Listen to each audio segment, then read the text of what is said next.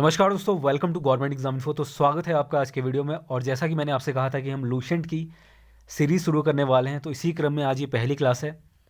और पहली क्लास में हम शुरुआत से लेकर इसको शुरू करने वाले हैं, यानी कि जो पहला यूनिट है बुक का उसी से शुरुआत करने वाले हैं, यानी कि हिस्ट्री। तो हिस्ट्री से शुरू करेंगे, आगे ज्योग्राफी, इकोनॉमिक्स और इंडियन कॉन्स्टिट्यूशन, पॉलिटी, इन सभी के टॉपिक्स हम कवर करेंगे आने वाले समय में। डिपेंड करेगा आपका जो रिस्पॉन्स है इन वीडियोस को लेकर वो कैसा रहने वाला है। ठीक है, तो उसके अकॉर्डिंग ये वीडियोस आपको प्रोवाइड होंगी। पहली क्लास है आज, तो वीडियो में बने रहिएगा। और जो लोग पहली बार इस चैनल से जुड़ रहे हैं वो चैनल को सब्सक्राइब कर ले और पास में बेल आइकन को भी प्रेस करके रखिए। कई बार ऐसा होता है कि नोटिफिकेशन आपको नहीं मिलता है, कई कमेंट ऐसे आते हैं, तो इस वजह से जो बेल आइकन है उसको प्रेस करने के बाद ऑल का सेक्शन जो मिलता है आपको उसको चूज़ कर ले, ताकि सारे नोटिफिकेशन आपको मिल जाए। तो फिलहाल ये पहली क्लास है लूसेंट की, और सभी इंपॉर्टेंट क्वेश्चन आज हम डिस्कस करने वाले हैं यूनिट 1 से। देखिए, UK triple S C group C हो या फिर UK P S C group C, जैसे कि अभी आपका लेक्चर स्क्रीनिंग का एग्ज़ाम होने वाला है मार्च 21 मार्च को आपका एग्ज़ाम होने वाला है। तो जिन लोगों ने भी पेपर देखा है ग्रुप सी का, चाहे वो स्क्रीनिंग वाले हों या फिर वीडियो वीपीडीओ कनिष्ठ सहायक वाले हों, तो उनको आइडिया होगा कि किस तरह के हिस्ट्री के क्वेश्चन पूछे जाते हैं। वैसे मैंने पेपर करवाए हैं, ठीक है। आने वाले समय में कुछ और पेपर हम करेंगे, मॉडल पेपर, तो उसमें आपको अच्छे से आइडिया लग पाएगा। तो ये पहली क्लास है, इसको फॉलो कीजिए और आगे आने वाले समय में और भी क्लासेस होंगी। देखिए, जो लोग टेलीग्राम से नहीं जुड़े हैं, टेलीग्राम से जुड़ जाइएगा, लिंक आपको डिस्क्रिप्शन में मिल जाएगा, या फिर आप चैनल का नाम एज इट इज़ जैसा नाम है वैसे ही सर्च करके बिना किसी स्पेस के ज्वाइन कर सकते हैं। तो चलिए शुरू करते हैं बिना किसी देरी के और देख लेते हैं आज का पहला क्वेश्चन। अच्छा, देखिए यहाँ पर एक और चीज़, जो यूके ट्रिपल एस सी है या फिर यूके पी एस सी है, ये जो अपना पेपर बनाते हैं या फिर ज़्यादातर जो पेपर्स होते हैं उसमें जो इंडियन हिस्ट्री, ज्योग्राफी, इकोनॉमिक्स या फिर पॉलिटी है, वो कहाँ से बनाई जाती है आप सभी को मालूम होगा। एनसीईआरटी बेस्ड क्वेश्चन बनाए जाते हैं, यानी कि एनसीईआरटी जो बुक्स हैं उसको आधार बनाकर ये बनाया जाता है। अब चूंकि लूसेंट भी अपनी जो बुक है बनाई है इन्होंने, ये जो जीके की बुक जिसको हम फॉलो कर रहे हैं, उन्होंने भी एनसीईआरटी को बेस बनाकर इस बुक को बनाया है। इस वजह से मैं हमेशा कहता हूँ कि लूसेंट की बुक को फॉलो कर लेना चाहिए, क्योंकि इसमें एक तरह से कंपाइलेशन मिल जाता है सभी टॉपिक्स का। तो सिर्फ एक बुक में आपको सारी चीज़ें मिल जाती हैं, खासतौर से ग्रुप सी लेवल के जो एग्ज़ाम है उसके लिए और ज़्यादा इंपॉर्टेंट है। तो चलिए खैर, इसमें देख लेते हैं। सबसे पहला क्वेश्चन, भारत का सर्वप्राचीन धर्मग्रंथ वेद है, इसके संकलनकर्ता किसको माना जाता है? महर्षि कृष्ण द्वैपायन, वेदव्यास, महर्षि कश्यप, महर्षि दधीची, महर्षि वाल्मीकि। तो महर्षि कृष्ण द्वैपायन, वेदव्यास, ऑप्शन ए इसका राइट आंसर है। इन्हीं को माना जाता है इसके संकलनकर्ता या फिर कंपाइलर के रूप में। ये जो वेद है हमारे, उनके संकलनकर्ता के रूप में जाना जाता है महर्षि कृष्ण द्वैपायन, वेदव्यास। अच्छा देखिए, वेद की बात करें तो वेद कितने होते हैं सभी जानते होंगे, सभी ने पढ़ा है इस चीज़ को। वेद जो हैं आपके ऋग्वेद, यजुर्वेद, सामवेद और अथर्ववेद, कुल 4 प्रकार के वेद होते हैं। अच्छा देखिए, इसमें एक एक करके मैं आपको बता देता हूँ जो इंपॉर्टेंट पॉइंट्स है। ऋग्वेद की बात करें तो इसमें ऋचाओं के क्रमबद्ध ज्ञान को जिक्र मिलता है, यानी कि ऋचाओं का मतलब होता है मंत्रों का, इसमें मंत्रों का इस्तेमाल किया गया है जानकारी के लिए, ठीक है। तो इसी का क्रमबद्ध संग्रह मिलता है एक तरह से इसमें। अब देखिए, इसमें 10 मंडल हैं। कई बार क्वेश्चन पूछ लिया जाता है कि ऋग्वेद में कितने मंडल हैं, तो 10 मंडल हैं, 1028 सूक्त हैं और 10,462 ऋचाएँ हैं, यानी कि श्लोक या फिर मंत्र कह लीजिए। तो 10,462 जो हैं ऋचाएँ हैं। इसके बाद आता है, अच्छा देखिए, ऋग्वेद की बात करें तो ये सबसे प्राचीन धर्म ग्रंथ भी है, ठीक है, तो ये पॉइंट भी याद रखिएगा। इसके अलावा यजुर्वेद की बात करें तो इसमें पद्य और गद्य दोनों का इस्तेमाल किया गया। तो अगर क्वेश्चन पूछा जाए कि किस वेद में पद्य और गद्य दोनों का इस्तेमाल किया गया, तो यजुर्वेद में। सामवेद की बात करें तो जो इंडियन म्यूज़िक है या फिर जो भारतीय संगीत है वो कहाँ से आया है? सामवेद से ही आया है। एक तरह से इसे भारतीय संगीत का जनक कहा जाता है सामवेद को। तो ये भी याद रखिएगा, अगर पूछा जाए कभी कि भारतीय संगीत का जनक किस धर्म ग्रंथ या फिर किस वेद को माना गया है, तो सामवेद को माना गया है। अथर्ववेद की बात करें तो अथर्वा ऋषि ने इस वेद को लिखा है, ठीक है। तो ये कुछ इंपॉर्टेंट पॉइंट्स जो मैंने आपको बता दिए। क्वेश्चन हमारा ये था कि धर्म ग्रंथ वेद के जो संकलन करता है वो किसे माना जाता है, तो ये है आपका महर्षि कृष्ण द्वैपायन, वेदव्यास। चलिए आगे बढ़ते हैं, अगला क्वेश्चन देखते हैं। देखिए, इंपॉर्टेंट क्वेश्चन है अगला क्वेश्चन। इसमें पूछा गया है कि who is known as father of history, इतिहास का पिता नाम से किसे जाना जाता है? टेसियस, हेरोडोटस, मेगास्थनीज या फिर टॉलमी।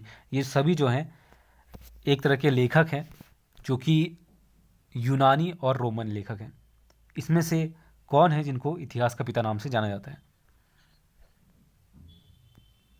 ऑप्शन बी, हेरोडोटस को जाना जाता है इतिहास के पिता। अच्छा देखिए, हेरोडोटस ने एक बुक लिखी थी जिसका नाम है हिस्टोरिका, और इसी बुक में भारत और फारस के संबंध का वर्णन मिलता है। तो अगर कभी क्वेश्चन पूछा जाए कि हेरोडोटस ने कौन सी बुक लिखी थी जिसमें भारत और फारस के संबंध का वर्णन मिलता है, तो हिस्टोरिका में ये वर्णन मिलता है। इसके बाद टेशियस की बात करें तो टेशियस कौन था? टेशियस था आपका ईरान का राज्यवैद। इसके बाद मेगास्थनीज, इससे क्वेश्चन बन जाता है कई बार। देखिए मेगास्थनीज की बात करें तो सेल्यूकस निकेटर का राजदूत जो चंद्रगुप्त मौर्य के दरबार में आया था।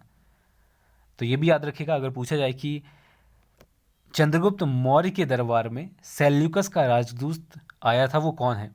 तो मेगास्थनीज जो है था आपका सेल्यूकस निकेटर का राजदूत जो कि चंद्रगुप्त मौर्य के दरबार में आया था। अच्छा देखिए, मेगास्थनीज ने एक बुक लिखी थी जिस पर क्वेश्चन पूछा जाता है, इंडिका नामक बुक लिखी थी, जिसमें जो चंद्रगुप्त मौर्य का साम्राज्य है उस समय जो वहाँ पर संस्कृति थी, समाज था, उसके बारे में वर्णन किया गया वहाँ पर, यानी कि इस बुक में उसका जिक्र किया गया। तो कौन सी बुक है? इंडिका। तो ये नाम याद रखिएगा, मेगास्थनीज ने ही लिखी है। और मेगास्थनीज कौन था? सेल्यूकस निकेटर का राजदूत जो कि चंद्रगुप्त मौर्य के दरबार में आया था। तो इंपॉर्टेंट पॉइंट है, इसलिए मैंने ये जानकारी दी है इसमें। टॉलमी की बात करें तो टॉलमी कौन था? देखिए, टॉलमी ने दूसरी शताब्दी में एक बुक लिखी थी जिस पर क्वेश्चन बन सकता है, भारत का भूगोल।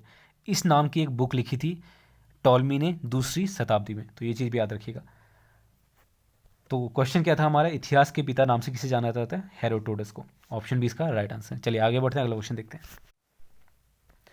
Next question is, who was the first person to discover the palaeolithic tools in India in 1863, यानी कि 1863 में किसने पहली बार जो पूरा पाषाणकालीन औजार है उसकी खोज की थी? ऐसे प्रथम व्यक्ति कौन थे, ये पूछा गया है। इंपॉर्टेंट क्वेश्चन है। देखिए, रॉबर्ट ब्रूस फुट ने ये खोज की थी 1863 में। ऐसा करने वाले प्रथम व्यक्ति थे जिन्होंने भारत में पूरा पाषाणकालीन औजारों की खोज की थी। अब देखिए, थोड़ा सा इनके बारे में जान लेते हैं। रॉबर्ट ब्रूस फुट कौन थे? देखिए, 22 सितंबर 1834 को 1834 में इनका जन्म हुआ था। और देखिए, ये ब्रिटिश जियोलॉजिस्ट और आर्कियोलॉजिस्ट थे जिन्होंने इंडिया के प्री हिस्टोरिक लोकेशन का सर्वे किया था। किन के लिए किया था? देखिए, जियोलॉजिक सर्वे ऑफ इंडिया का नाम आपने सुना होगा, तो इन्हीं के लिए इन्होंने ये सर्वे किया था। अब थोड़ी सी बात हम जियोलॉजिक सर्वे ऑफ इंडिया की बात कर लेते हैं, इससे क्वेश्चन बन सकता है। देखिए, अगर पूछा जाए कि जियोलॉजिकल सर्वे ऑफ इंडिया, इसका जो फॉर्मेशन है या ये कब बनाया गया था, तो ये 4 मार्च 1851 में ये बना था। अब देखिए, कई बार हेडक्वार्टर वगैरह पूछ लिया जाता है, तो इसका हेडक्वार्टर क्या है, कहाँ है? कोलकाता में, तो ये याद रखिएगा। तो क्वेश्चन क्या पूछा गया था? भारत में पूरा पाषाणकालीन औजारों की सर्वप्रथम खोज किसने की थी 1863 में? रॉबर्ट ब्रूस फुट ने। तो ऑप्शन बी इसका राइट आंसर है। चलिए आगे बढ़ते हैं, अगला क्वेश्चन देखते हैं। निम्न में से किसने सिंधु घाटी सभ्यता की खोज की थी? राय बहादुर दयाराम साहनी, बीबी लाल, के मोहम्मद, या फिर इनमें से कोई नहीं। तो निम्न में से किसने सिंधु घाटी सभ्यता की खोज की थी? राय बहादुर दयाराम साहनी ने। ऑप्शन इज राइट आंसर है। अब देखिए, सिंधु घाटी सभ्यता की बात करें तो कई बार पूछा जाता है कि ये कितनी पुरानी सभ्यता है, तो लगभग ये आपकी 2400 ईसा पूर्व से लेकर 1700 ईसा पूर्व की मानी गई है। यानी इतनी पुरानी सभ्यता है आपकी सिंधु घाटी सभ्यता, जिसे इंडस वैली सिविलाइजेशन कहते हैं। अब देखिए, राय बहादुर साहनी के बारे में थोड़ी सी जानकारी आपको होनी चाहिए। इनका जन्म हुआ था 1879 में, और ये कौन थे? इंडियन आर्कियोलॉजिस्ट थे जिन्होंने इंडस वैली साइट को सुपरवाइज किया था, और इन्होंने ही सिंधु घाटी सभ्यता की एक तरह से खोज की थी। और 1831 में साहनी ने ASI का मतलब क्या होता है? Archaeological survey of India. Important point है, इसको याद रखेगा। जो आर्कियोलॉजिकल सर्वे ऑफ इंडिया है, इसके पहले इंडियन डायरेक्टर जनरल बने थे साहनी 1931 में। तो इंपॉर्टेंट पॉइंट है, हो सकता है पूछा जाए कि आर्कियोलॉजिकल सर्वे ऑफ इंडिया के पहले भारतीय डायरेक्टर जनरल कौन बने थे? तो राय बहादुर दयाराम साहनी, यह नाम याद रखिएगा, 1931 में बने थे। अब देखिए, ASI की बात करें, आर्कियोलॉजिकल सर्वे ऑफ इंडिया की बात करें, तो इसमें क्वेश्चन क्या बन सकता है? इसका फॉर्मेशन कब हुआ था? तो 1861 में ये बना था। हेडक्वार्टर कहाँ है?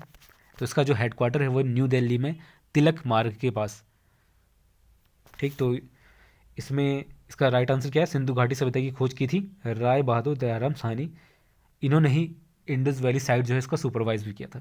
तो ऑप्शन ए इसका राइट आंसर है। चलिए आगे बढ़ते हैं, अगला क्वेश्चन देखते हैं। अगला क्वेश्चन देखिए, निम्न में से कौन जैन धर्म के संस्थापक और प्रथम तीर्थंकर थे?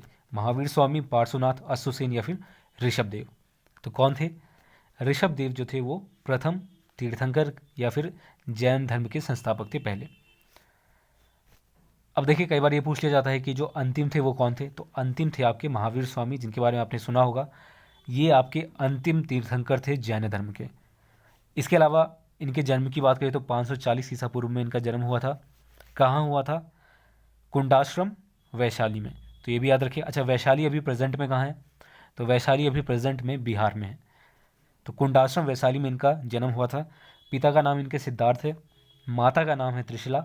माता का नाम था त्रिशला, पिता का नाम था सिद्धार्थ, और बचपन का नाम इनके वर्धमान था। तो ये 2-3 पॉइंट है, इसको याद रखिएगा। तो पहले थे ऋषभदेव, अंतिम थे महावीर स्वामी। महावीर स्वामी का जन्म 540 ईसा पूर्व में हुआ था कुंडाश्रम, वैशाली में, जो कि अभी वर्तमान में बिहार में है। और इनके पिता का नाम था सिद्धार्थ, माता का नाम था त्रिशला, और इनका बचपन का नाम था वर्धमान। चलिए आगे बढ़ते अगला क्वेश्चन देखते हैं।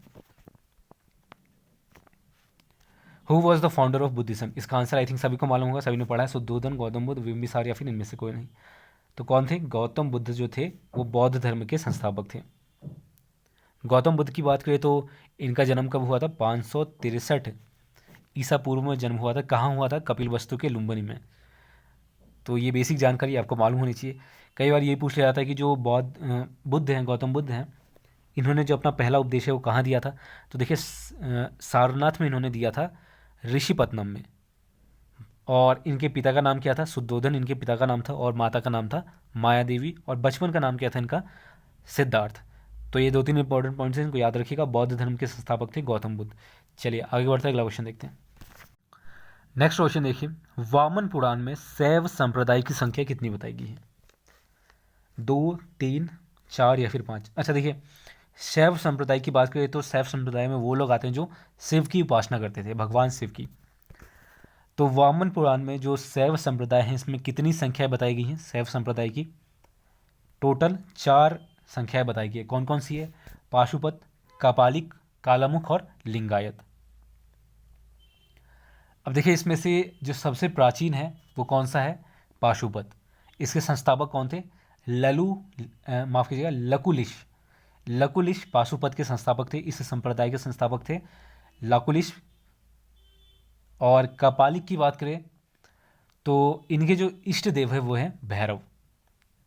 कालामुख की बात करें तो देखिए, इनकी अनुयायियों को शिव पुराण में महाव्रतधर कहा गया है। तो कई बार क्वेश्चन पूछ लिया जाता है कि जो शिव पुराण है इसमें महाव्रतधर किसे कहा गया? तो कालामुख को कहा गया, जो कि शैव संप्रदाय के का एक हिस्सा है। लिंगायत की बात करें जो 4th नंबर का है, तो ये देखिए, लिंगायत की बात करें तो ये दक्षिण का प्रचलित संप्रदाय था लिंगायत। तो अगर पूछा जाए कि शैव संप्रदाय में जो दक्षिण का प्रचलित संप्रदाय था वो कौन सा था? तो लिंगायत। तो वामन पुराण में शैव संप्रदाय की संख्या कितनी बताई है? 4। कौन कौन सी? पाशुपत, कापालिक, कालामुख और लिंगायत। चलिए आगे बढ़ते हैं, अगला क्वेश्चन देखते हैं। नेक्स्ट क्वेश्चन है, अंकोर वाट मंदिर कंबोडिया के किस राजा ने बनाया था? कंबू स्वयंभुव, राजा सूर्यवर्मा, ईशान वर्मन या फिर इनमें से कोई नहीं। तो देखिए, राजा सूर्यवर्मा द्वितीय जो थे उन्होंने ये बनवाया था 1113 ईस्वी से 1150 ईस्वी के मध्य में। देखिए, सूर्य मंदिर की बात करें तो इसमें भगवान विष्णु की प्रतिमा है जिसकी ऊंचाई है आपकी 10.5 फीट। तो देखिए, जो अंकोर वाट का मंदिर है काफ़ी फेमस है। कंबोडिया के किस राजा ने बनवाया था? राजा सूर्यवर्मन द्वितीय ने। तो ये चीज़ याद रखिएगा। चलिए आगे बढ़ते हैं, अगला क्वेश्चन देखते हैं। नेक्स्ट क्वेश्चन है आपका, who was the founder of the religion of Islam? यानी कि इस्लाम के जो संस्थापक हैं या फिर जो इस्लाम धर्म है इसकी स्थापना किसने की थी? तो मुस्तफ़ा कमाल पाशा, इब्न इशाक, हज़रत मोहम्मद सावद या फिर अब्दुल्ला? तो हज़रत मोहम्मद साहब ने की थी इस्लाम धर्म की स्थापना। हज़रत मोहम्मद साहब ने इसकी स्थापना की थी। इनका जन्म कहाँ हुआ था? देखिए मक्का में, आपने सुना होगा, मक्का में इनका जन्म हुआ था 570 ईस्वी में। तो ये चीज़ याद रखिएगा। इस्लाम धर्म के जो संस्थापक थे वो थे हज़रत मोहम्मद साहब। चलिए आगे बढ़ते अगला क्वेश्चन देखते हैं। नेक्स्ट क्वेश्चन है यहाँ पर, eight which place in Jerusalem was Jesus Christ born, यानी कि जो ईसा मसीह है उनका जन्म जेरूसलम के किस स्थान पर हुआ था? पहली चीज़, इनका जन्म जेरूसलम में हुआ था, ये भी याद रखिएगा। दूसरा, इसमें जेरूसलम में कहाँ पर हुआ था? बैल हैथम। देखिए इसको ज़रा ठीक कर लीजिएगा, यह है आपका बैथलेहम। ठीक है, यहाँ पर गलत प्रिंट हुआ है, तो ये बैथलेहम है पहला ऑप्शन। दूसरा डिमोना, इलाट या फिर हदेरा। तो जेरूसलम की किस स्थान पर हुआ था? बैथलेहम में हुआ था। ईसा मसीह का जन्म जेरूसलम के बैथलेहम में हुआ था। इसके बाद अगला क्वेश्चन देखते हैं। नेक्स्ट क्वेश्चन है, निम्नलिखित में से किसका नाम देवनामा पियादासी भी था? सम्राट अशोक, गौतम बुद्ध, चंद्रगुप्त मौर्य या फिर भगवान महावीर। तो किसका नाम देवनामा पियादासी भी था? देखिए गौतम बुद्ध का नाम तो आप एलिमिनेट कर सकते हैं, इनके बारे में सभी जानते हैं। महावीर स्वामी, माफ़ कीजिएगा, भगवान महावीर जो हैं इनका नाम भी आप एलिमिनेट कर सकते हैं। तो कौन है जिनका नाम देवनामा पियादासी भी था? तो माफ़ कीजिएगा, सम्राट अशोक का नाम देवनामा पियादासी भी था। अच्छा, सम्राट अशोक की बात करें तो ये किसके पुत्र थे? तो ये बिंदुसार के पुत्र थे, तो ये भी याद रखिएगा। तो क्वेश्चन ये है कि देवनामा पियादासी किसका नाम था? तो सम्राट अशोक का नाम, इस नाम से भी ये जाने जाते थे। चलिए आगे बढ़ते अगला क्वेश्चन देखते हैं। अगला क्वेश्चन है, निम्न में से किस राजवंश के शासनकाल के दौरान कालिदास का उत्कर्ष हुआ? मौर्य, शुंगास, गुप्तकाल या फिर वर्धन। तो किसके शासन में जो कालिदास है वो उनका उत्कर्ष हुआ था? गुप्त काल के समय में ये हुआ था। तो ऑप्शन सी इसका राइट आंसर है। अच्छा देखिए, कालिदास जो हैं इनके 9 रत्नों में से एक थे। 9 रत्न के बारे में आपने सुना होगा, तो उन्हीं में से एक कालिदास भी थे। गुप्ताज के जो 9 रत्न हैं उनमें से एक कालिदास भी थे। अच्छा देखिए, इसमें एक क्वेश्चन ये बनता है आपका कि इन्होंने कुछ प्रमुख रचनाएं की थी, जिसमें से 2 प्रमुख संस्कृत में की गई रचनाएं हैं। पहला है आपका रघुवंशा और कुमार संभव। कुमार संभव के बारे में सभी ने सुना भी होगा। तो ये 2 प्रमुख रचनाएं हैं जिस पर क्वेश्चन बन सकता है, जो कि संस्कृत में की गई हैं कालिदास द्वारा। तो ये चीज़ भी याद रखिएगा। चलिए आगे बढ़ते हैं, अगला क्वेश्चन देखते हैं। नेक्स्ट क्वेश्चन है, अशोक ने बौद्ध धर्म अपनाने के लिए जिस साधु को प्रभावित किया वो कौन था? Who was the monk whom Ashoka influence to adopt Buddhism. तो किसको इन्फ्लुएंस किया था अशोका ने? विष्णुगुप्त, उपगुप्त, ब्रह्मगुप्त या फिर बृहदरथ। तो देखिए उपगुप्त जो कि एक बौद्ध साधु था, इनको इन्फ्लुएंस किया था बौद्ध धर्म अपनाने के लिए। देखिए कलिंग का जो युद्ध हुआ था, इसके बारे में आपने सुना होगा, किसके बीच हुआ था? अशोक और कारवेल, जो कि कलिंग का राजा था। इसमें अशोक ने कलिंग पर हमला किया था और कई निर्दोष लोगों को भी इसमें जाने गई थी, जिससे दुखी होकर अशोक ने बौद्ध धर्म या कहें कि बुद्धिज़्म अपना लिया था। और किसके प्रभाव के कारण? जो उपगुप्त हैं इनको इन्फ्लुएंस्ड करके उपगुप्त ने ही इनको ये सुझाव दिया कि जो बौद्ध धर्म है इनको अपना लो, और इसके बाद इन्होंने ये अपनाया था। उपगुप्त जो साधु है, बुद्धिज़्म साधु, बौद्ध साधु थे, उनके सुझाव के बाद जो अशोक है उन्होंने बौद्ध धर्म अपनाया था और एक संत के रूप में बन गए थे। तो कलिंग का युद्ध किसके बीच हुआ था? अशोक और खारवेल की बुद्ध, ये भी याद रखिएगा। और इसमें ये जो पूरी जानकारी है ये कहाँ से मिलती है? 13वें शिलालेख से। अशोककालीन जो शिलालेख हैं उसमें जो 13वां शिलालेख है उसमें कलिंग के युद्ध का वर्णन मिलता है। तो खैर इसका जो राइट आंसर है वो है आपका ऑप्शन बी। इसके बाद अगला क्वेश्चन देखिए, निम्नलिखित में से कौन सा अशोक के सारनाथ शेर की राजधानी के तिराहे पर दिखाई नहीं देता है? सांड, हिरण, हाथी या फिर घोड़ा। तो बेसिकली क्वेश्चन ये है कि जो आपने देखा होगा अशोक की लाट जिसे कहते हैं, उसमें जो शेर की राजधानी के तिराहे पर कौन सा इसमें नहीं दिखाया जाता है? आपने देखा होगा जो बेस होता है कुछ इस तरह से और ऊपर पूरा अशोक की लाट होती है, तो यहाँ पर कुछ जो जानवर है उनकी आकृतियाँ बनाई गई हैं इसमें। तो जो अशोक की लाट है इसमें कौन सा जानवर नहीं है ये पूछा गया है। तो कौन सा नहीं है? हिरण जो है इसमें नहीं है। बाकी तीनों शेर हो गया, एलिफेंट हाथी हो गया, हॉर्स घोड़ा हो गया, या फिर जो बुल है सांड है वो भी इसमें है। तो एक बार आप ज़रूर चेक कर लीजिए जो अशोक स्तंभ है कैसा दिखता है, तो तब आपको आइडिया इसमें लग जाएगा। अच्छा, इसमें जो शेर है वो कितने हैं? तो 4 इसमें शेर हैं जो ऊपर आपको दिखते हैं, जो अशोक की लाट है इसमें। तो इसका राइट आंसर क्या है? हिरण जो है इसमें दिखाई नहीं देता है। चलिए आगे बढ़ते हैं, अगला क्वेश्चन देखते हैं। अगला क्वेश्चन है, किस घटना से अशोक की प्रशासनिक नीति में गहरा परिवर्तन आया था? तीसरे बौद्ध परिषद से, कलिंग के युद्ध से, उनका बौद्ध धर्म में अवतार लेने से, या फिर मिशनरी की सिलोन भेजने से? तो किससे आया था? कलिंग युद्ध से। ऑप्शन 20 का राइट आंसर है। कलिंग युद्ध के बाद ही अशोक जो है उनके प्रशासनिक नीति में पूरी तरह से परिवर्तन आ गया था। इसके बाद उन्होंने जो बौद्ध धर्म है उसको अपना लिया था, जो कि हमने इससे पहले वाले क्वेश्चन में भी डिस्कस किया था। तो ऑप्शन 20 का राइट आंसर, कलिंग का जो वॉर है इसकी वजह से इनकी जो प्रशासनिक नीति है उसमें गहरा परिवर्तन आया था। इसके बाद सांची का महान स्तूप कहाँ स्थित है? Where is the great stupa of Sanchi located? Uttar Pradesh, Madhya Pradesh, Arunachal Pradesh, या फिर आंध्र प्रदेश? तो कहाँ स्थित है? मध्य प्रदेश में ये स्थित है। ऑप्शन 20 का राइट आंसर है, याद रखिएगा। जो सांची का महान स्तूप है वो मध्य प्रदेश में ही स्थित है। तो दोस्तों आज के लिए इतना ही। उम्मीद करता हूँ आपको वीडियो अच्छी लगी तो इसे लाइक कर दें, शेयर करें सभी के साथ, और चैनल को सब्सक्राइब भी कर लें। अब देखिए, ये जो था यूनिट 1 के कुछ क्वेश्चन हमने देखे थे, जिसमें हमने प्राचीन भारत और जो इंडियन का एंशिएंट हिस्ट्री है उससे कुछ क्वेश्चन करे थे। इसमें कुछ चीज़ें और हैं जो कि हम आने वाले वीडियोज़ में करेंगे कवर। लेकिन जो आपकी अगली क्लास होगी वो होगी आपकी ज्योग्राफी के ऊपर। तो ज्योग्राफी की क्लास करने वाले हैं नेक्स्ट। पहले हम एक क्लास हिस्ट्री की, फिर ज्योग्राफी की, फिर आपकी पॉलिटी की, फिर इंडियन कॉन्स्टिट्यूशन की। इस तरह से करते रहेंगे ताकि हर एक पोर्शन आपका एक एक करके क्लियर हो। जब ये 4 टॉपिक क्लियर हो जाएंगे उसके बाद हम फिर इंडियन हिस्ट्री के जो अन्य टॉपिक बचे हैं, जैसे कि मध्यकालीन भारत, इसका जो क्वेश्चन है उसको डिस्कस करेंगे। उसके बाद ज्योग्राफी में इंडियन ज्योग्राफी को डिस्कस करेंगे। इसी तरह से इकोनॉमिक्स में जो छूट गए रह गए होंगे टॉपिक वो करेंगे, और इंडियन कॉन्स्टिट्यूशन में भी हम इसी तरह से आगे बढ़ेंगे। यानी कि हर यूनिट का एक एक करके वीडियो आएगा। तो बस आज के लिए इतना ही। तब तक के लिए धन्यवाद, और मिलते हैं आपसे अगले वीडियो में।